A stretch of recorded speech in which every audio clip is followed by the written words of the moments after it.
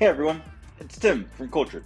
There's been a lot of use of our carbon-based fertilizers, EON, with cocoa-based substrates. So I wanted to go over some key points in using EON nutrient line with cocoa, so you can grow the best crop possible with our product on inert substrates. First is drybacks and watering habits. A dryback is a term we use when we're referring to a period between irrigation events when the substrate begins to dry out. There are short drybacks during the ramp up and maintenance phases throughout the day, and long drybacks called overnight drybacks. The length of time between waterings is especially critical to ensuring the plant maintains access to the nutrients at all time.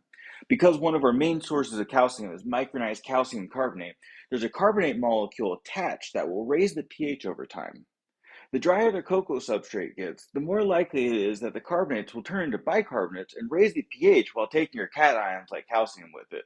Because of this, it's important to keep the moisture content around 90 to 95% to allow proper oxygenation in the root zone without adding any unwanted drought stress. Long story short, don't let the substrate get too dry with cocoa. It will steal your cations like calcium, magnesium, and potassium. Second is pH drift and stabilization.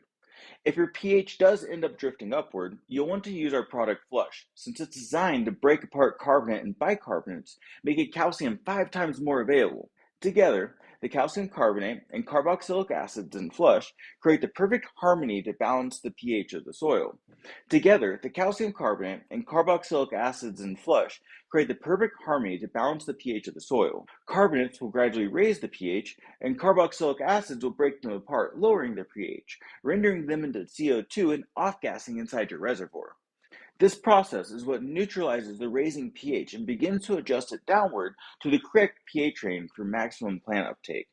By using Flush in each nutrient feed, it will stabilize the pH and EC of the root zone, along with keeping the mixed nutrients from bonding together in the reservoir and becoming unavailable for plant uptake.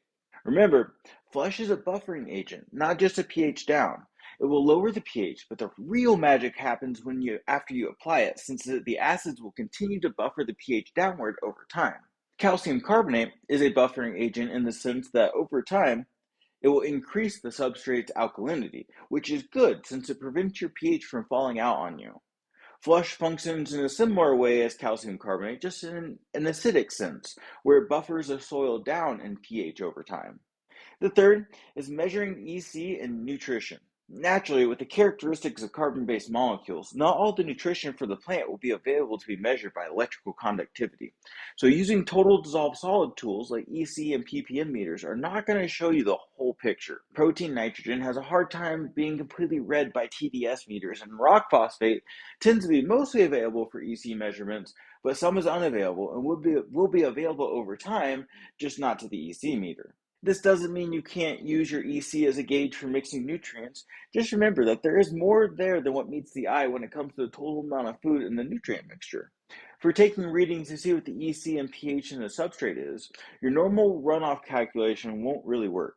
Because of the carbon content in our products and the residue from the rock phosphate and calcium carbonates, there will be excess materials in your substrate that add to the total EC of the substrate, but not necessarily in the runoff solution out of the bottom of your pots. The best way to read EC and pH in the medium is either to take a slurry test, which combines 1 part substrate to 1 part water, and measure that with an EC or pH meter. Or the easiest solution is getting a soil pH and EC probe that you can stab into your medium and get a reading instantly about what's going on inside the substrate.